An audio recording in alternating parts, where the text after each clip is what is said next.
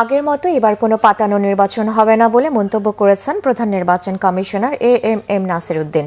সকালে আগারগাঁও ইসি সচিবালয়ের প্রাঙ্গণে মনোনয়ন বাতিল ও অনুমোদনের বিরুদ্ধে চলমান চতুর্থ দিনের আপিল আবেদনের বুথ পরিদর্শন শেষে এসব কথা বলেন তিনি।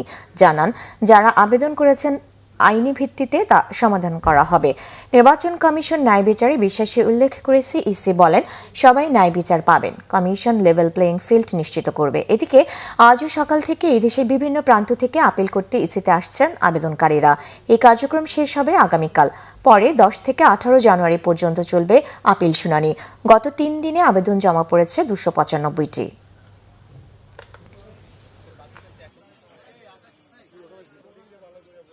আমরা আইন অনুযায়ী একদম ইনশাল্লাহ দেখবেন আপনারা ন্যায় বিচার পাবে। ওই যে একটা এখন কথা উঠছে না, ইনসাফ, আমরা ইনসাফে বিশ্বাসী এবং আমরা ইনসাফ করবো ইনশাল্লাহ। দেখবেন যে আমাদের হিয়ারিং হওয়ার পরে দেখবেন আপনারা যে আইন অনুযায়ী যা হবে, বিধিবিধান অনুযায়ী যা হবে, আমরা সেই ধরনের সিদ্ধান্ত দিব।